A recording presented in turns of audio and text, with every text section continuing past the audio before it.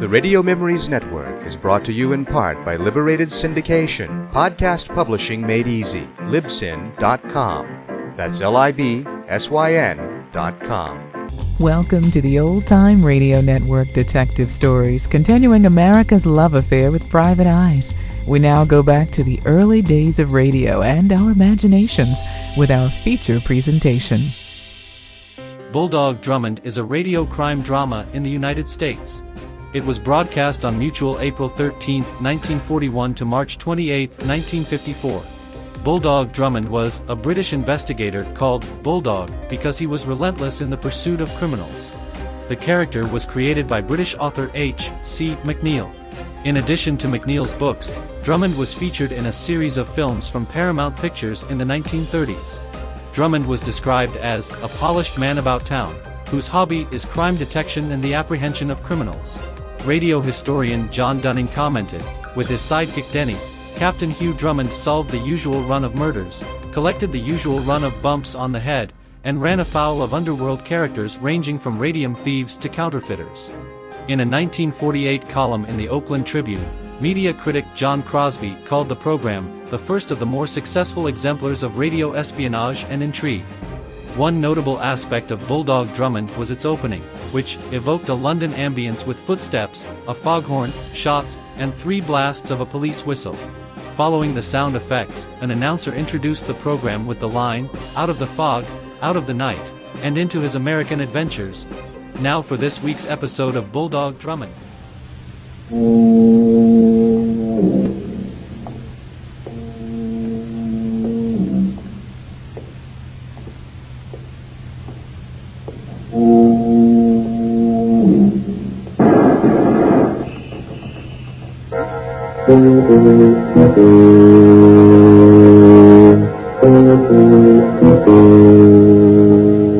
Out of the fog, out of the night, and into his American adventures comes Bulldog Drummond.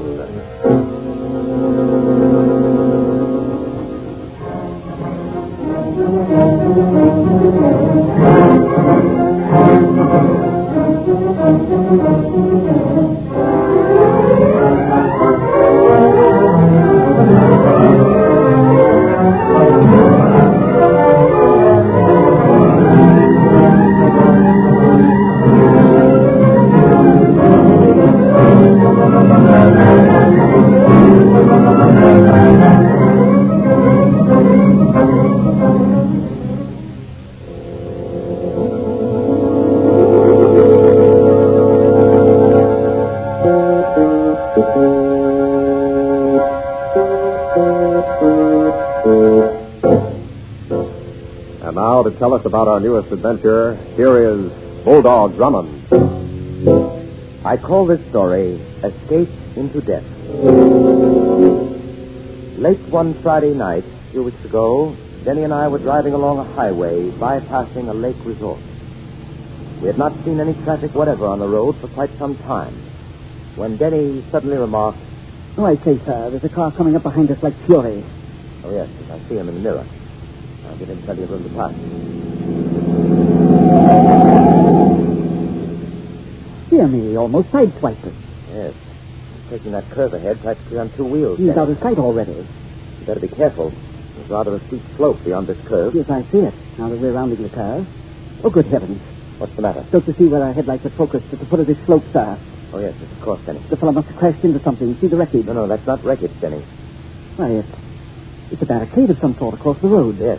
Our reckless driver friend must have stopped barely in time not to crash through it. It appears we'll have to stop too, sir. There's a sign on the barricade. Road closed, bridge washed out. Oh, what a nuisance. Now we'll have to... Denny, wait. Yes, sir? The driver of that other car. He's not at the wheel. Perhaps we could have to walk down and look at the bridge. No. We'd have seen him. Our headlights picked up the car when it hardly stopped. Come on, Denny. Oh, look, there he is, sir. Slumped on the floor by the front seat. Open the door. I'll pull him out. Right. You don't suppose he could have blacked out, sir, like an aviator in a power dive? There's a knife in his neck, Denny. This man has been murdered. I could almost swear I saw nobody else in the car with this fellow when he passed us. Then how was he stabbed? Look closely here, Denny. See the angle of this knife? The angle? Yes. It penetrated the left front side of his throat in a straight line and severed the jugular vein. What do you make of that, sir? Come with me. Just as I thought. There are footprints in the turf at the edge of the road. 2 men's footprints, apparently. And one of them must be a knife thrower. An expert marksman. There's been no recent flood or heavy storm, Denny. If I'm not mistaken, we'll find there's nothing wrong with the bridge down the line. Then why the barricade? I believe it was deliberately set up here to stop the driver of that car so that he'd be an easy target for the murderer's knife. If we hadn't happened along at almost the same moment, I don't doubt this barricade would have been quickly removed. Then someone must have known this chap would be driving along this road, sir. Exactly. And about this time of night, I should say. Well, let's go back to the car. Right. Look in the door pockets in that compartment on the dashboard, Denny. Try and find the registration of the car. Yes, sir. I'll look through the dead man's effects on his body for identification. Now, here's the registration, sir. It's made out to Joseph Bowman of Acme City. The same identification is in this billfold. And, Denny, there's more than $1,000 in it. Perhaps the murder was a robbery attempt and we came upon the scene too quickly for the killers. Possibly. But I have a feeling there's something more than that behind this. Acme City, Denny, is where the Acme Explosives Corporation has its parent plant. I'm afraid I don't get the connection, sir. There may not be any. But after we notify the local authorities of what's happened here, we're going to put in a long-distance call to the Acme Explosives Corporation and find out what they know about Joseph Bowman, if anything.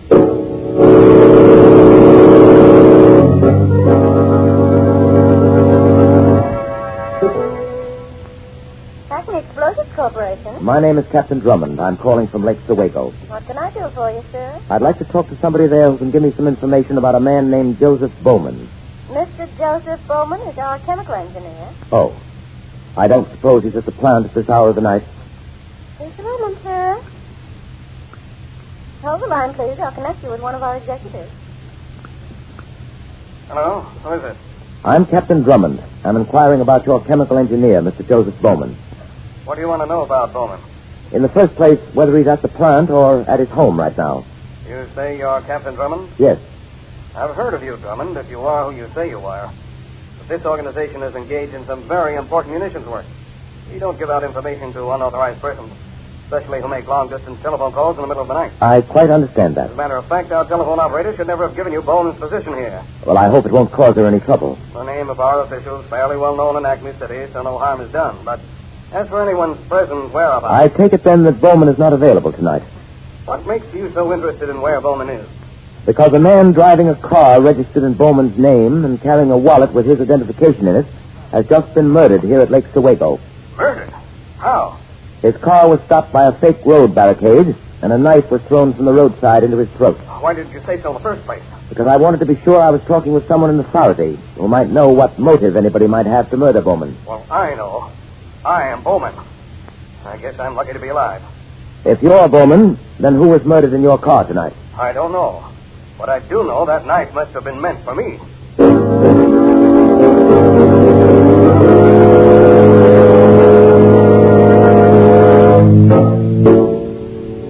We'll return to Bulldog Drummond and the story he calls Escape into Death in just a moment.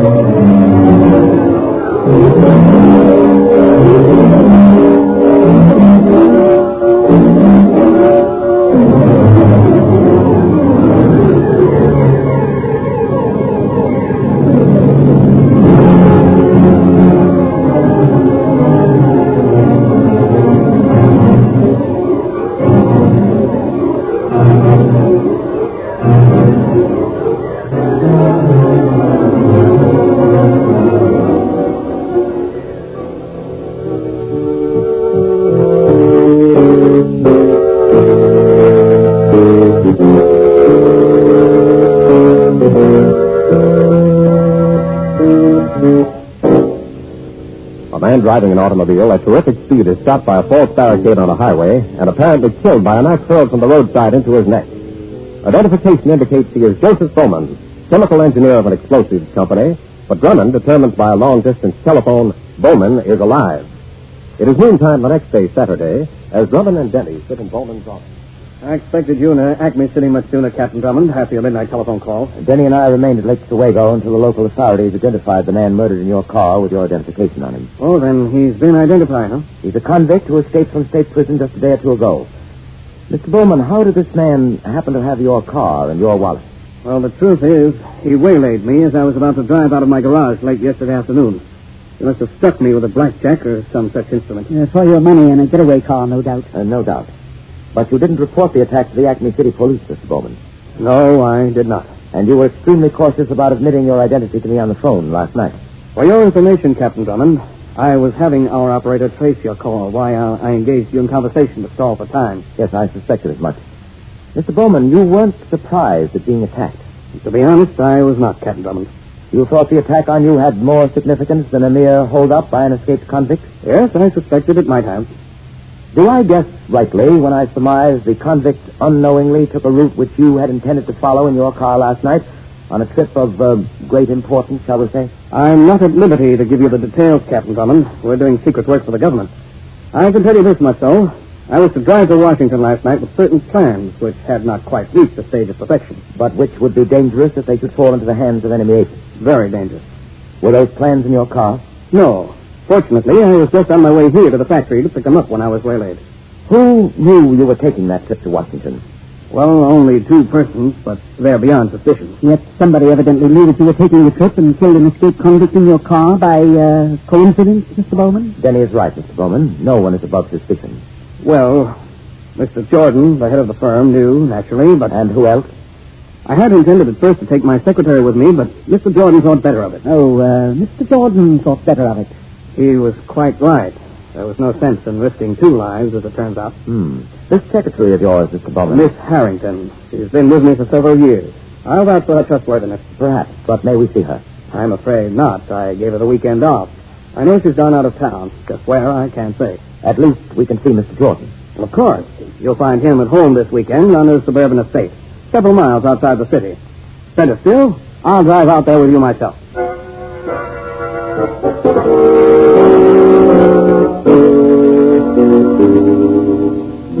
Just a moment, please, Miss Harrington. We're trying to locate Mr. Jordan. Can't you hurry? This is a long-distance call. It's terribly important. Well, I'm sorry, but we're doing the best we can. Mr. Jordan is not in his room. I'm having him paged in the lobby. But can't you try the port or the lake shore or something? I assure you, we're doing the best we... Oh, here he is, I believe. Yes, hold the line, please. Hello, this is Tom Jordan. Tom, where on earth have you been? I've had the clerk paging you all over. I was only out on the porch. Why? What's up? Tom, are you where you can talk? Where I can talk? Say, what's the matter with you? Calling me long distance and then giving me double talk. Something terrible has happened. Can anyone hear what I'm saying? Not unless they're listening in, and they are much too busy around this hotel for small stuff like that. For heaven's sake, Grace, what's on your mind? Listen, and don't repeat what I say. Somebody tried to murder Mr. Bowman last night. What? It happened at Lake Oswego. No. Yes, Tom. See, I did hear something about somebody getting killed in town last night. Don't mention my name, please. But I want to know something. What? I told you I might be driving through Oswego last night with Mr. Bowman. And I might have a few minutes to stop and see you at the hotel you're spending your vacation at. Yes, I remember you said something like that, but I... Tom, you didn't drop a hint to anybody that Mr. Bowman or I might be coming through there last night? Hey, what do you take me for? I can keep a secret. Oh, I'm so relieved to hear you say that, Tom. Well, don't worry about because it. I'm going to have to admit I told you. But now it doesn't matter. Wait a minute. Admit to whom? There's an investigation, actually. Captain Drummond was to see Mr. Bowman today. They're probably together right now. Don't be a fool. We haven't done anything. Don't get us in dust by admitting something you don't have to. They probably won't even ask me. I won't be back in the office until Monday anyway. But if I am asked, I'll have a clear conscience. Where are you now? Home, just leaving for my weekend. Well, listen, you stay right where you are. I want to have a talk with you. I can make it to Acme City in a couple of hours.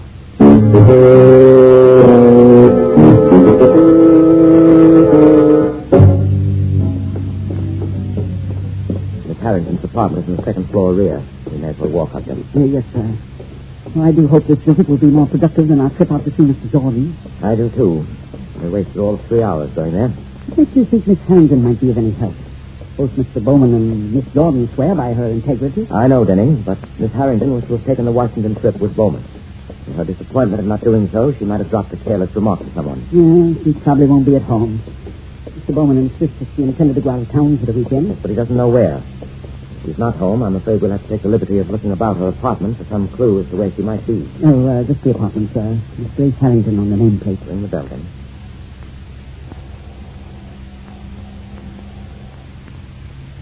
No one answers the doorbell, sir. I'll use my master key. Come along. Yes, sir. That appears to be the living room off this hallway. Let's look in there first. Very well. Oh, dear, sir. Look on the floor. Yes. Help me turn her over then. She's dead. Murdered. Choked to death. Must be Miss Harrington from the way Mr. Bowman described her. Oh, yes, beyond question. And without a doubt, she was responsible for the attempt on Bowman's life last night. You mean you think she was an enemy agent? Not necessarily. In fact, I question whether she knew Bowman's would-be killer at all. Then why has she been murdered? Miss Harrington, as I surmised a little while ago, probably let drop an unguarded hint to somebody of Bowman's intended trip. That person passed it on to somebody else, the actual enemy agent. And he told her to close her mouth. No, I think not, Denny. The convict driving Bowman's car was murdered by a knife thrower. Miss Harrington was strangled. If I'm not mistaken, her killer was someone she knew and trusted. Oh, dear. Now she'll never be able to tell us who it was. Must be some evidence around here of who her friends and associates. Stop, Denny. Stand still. What is it? Wait till I take a closer look. See here, Denny. The imprint of a man's rubber heel on the carpet. And quite clear. Oh, but it's a very common make of rubber heel, sir. There must be thousands, probably millions of that type sold. Yes, true. But remember the footprints we found by the roadside last night. One set was of heels just like this. It still gives us no idea who the man is. Not as yet, Denny. Hand me that telephone book, will you, please? Would you like me to look up the number for you? Yes, if you will. Bowman's home number. He may be able to give us a lead on Miss Harrington's friends. So I say, sir. Yes, look at this. What is it? There's a folder that was under the telephone book. Advertising resort hotels at Lake Sewego. Lake Sewego. Let's see that. Yes, here you are, sir. Denny, you've struck it. This may be the clue we need. Well, I'm glad you think so, sir. Here's the telephone number of the Overlook Hotel at Lake Sewego, and it's underlined. Possibly Miss Harrington was planning to go there this weekend. Oh, well, that would be too much of a coincidence. More likely, she knows someone who's been stopping there and had occasion to call him. Shall I check with long distance? Do that, Denny. And then we shall start immediately for the Overlook Hotel at Sewego.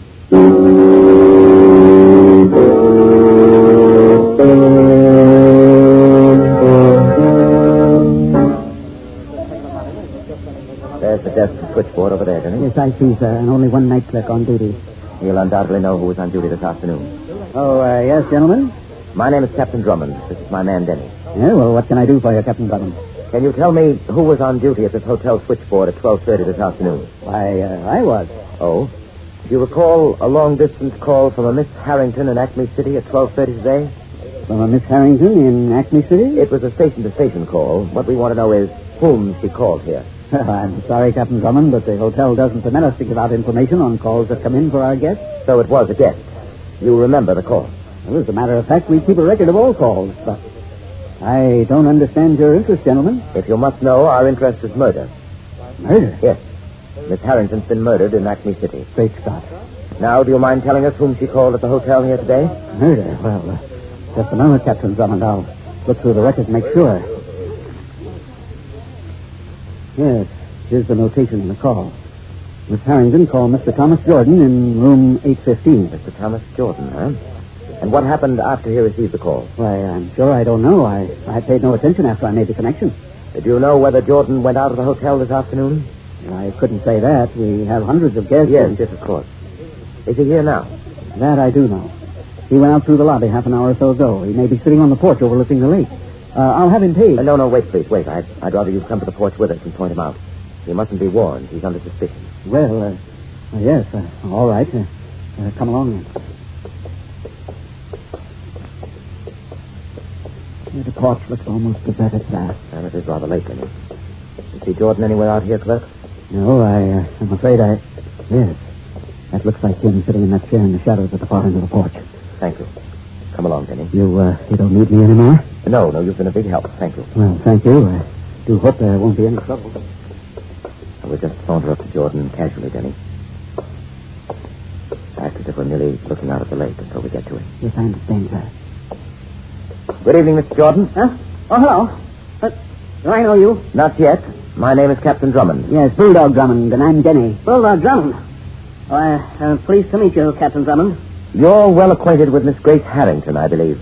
Grace Harrington, why, yes, I know Grace Harrington, but, what's this all about? Your flashlight, Denny, on the heels of his shoes. Say, Keep your feet on that railing, Jordan. There's the same makeup rubber here, Yes, and if I'm not mistaken, the foot is the same size as the footprints we found by the roadside last look night. here, I don't know what you fellas are trying to pull on me. We're not trying to pull anything, Jordan, if you're innocent. Innocent of what? Of the murder of Grace Harrington today and the attempted murder of Joseph Bowman last night. I didn't have anything to do with it.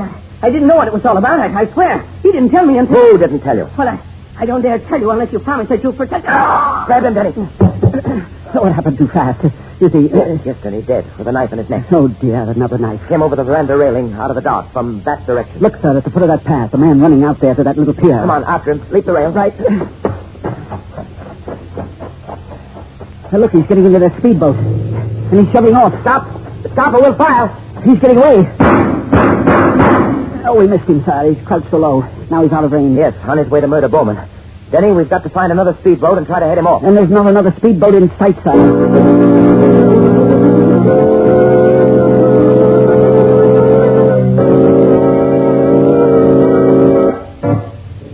Back to the climax of our story in just a moment.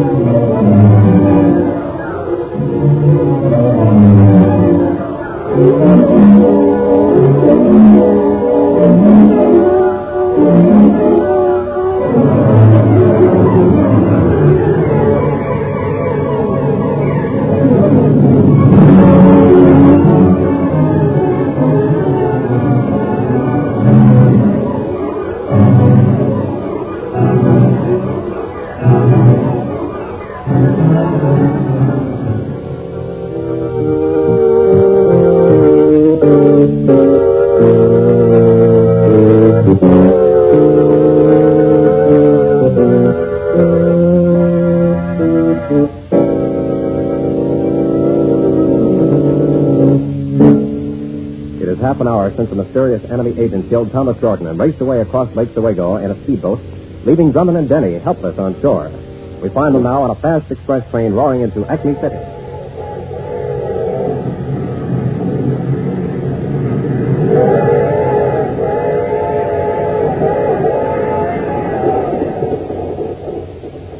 No, I'm afraid fate is against us, sir. Why, Denny? Why, if we could have found another speedboat in time, we might have overtaken and captured that vicious killer. Well, luckily we did find a boat in time to bring us across the lake and catch this express to Acme City. I know, but the killer has gotten away. Not yet. I believe he's on this train. On his train? What makes you think that, sir? Why do you suppose he raced off in a speedboat, Denny? Oh, to escape, I should say. No. He could easily have lost himself in the woods along the lake shore. He might even have had a car concealed and made a leisurely getaway. It would take him all of 2 hours to get to Acme City from Lake Oswego by car. Well, what if he did? Well, don't you see, Denny? By crossing the lake in 15 minutes, he was sure to catch this express and make Acme City in 3/4 of an hour. He hoped that way to beat us to Bowman. You feel suddenly he intends to murder Bowman tonight? I'm almost positive. I don't understand why. After all, the plans he's after are safely locked up in the plant. It's not after the plans, Denny. You remember Bowman told us his plans are not yet perfected. What the enemy wants is to kill him, so those plans will never be completed. Yeah, we seem to be pulled into the station, sir. Yes, we'll have to hurry and get a cab to Bowman's home. I only hope we'll be in time. Come on.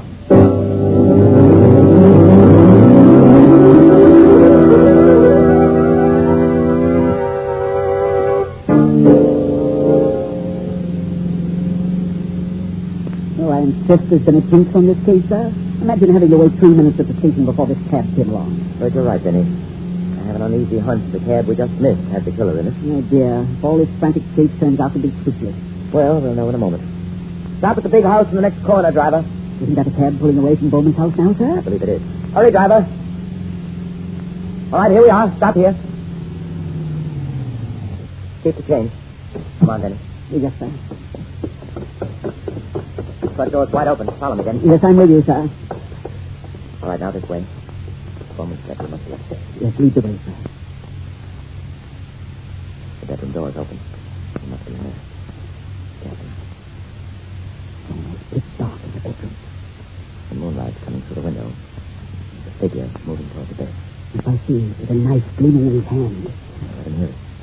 His aim with that knife is deadly. I'll try to shoot it out of his hand first. Oh, pray you don't miss, sir. It's all right, Mr. Bowman. Don't get excited. Denny, find the light switch. I already have, sir. Oh, Captain Drummond. But, Denny, what's happened? Who is that on the floor? That's the enemy agent who just tried to kill you, Mr. Bowman. Captain Drummond just saved your life. Well, is the fellow dead? No, my shot winged him and he struck his head when he fell. He'll recover to face a more fitting death. Why, he's a Japanese, sir. Yes, Denny. And that reminds me. Yes, sir? I suggest you pick up this Jap's knife before he comes to. We can't let him save his own fate.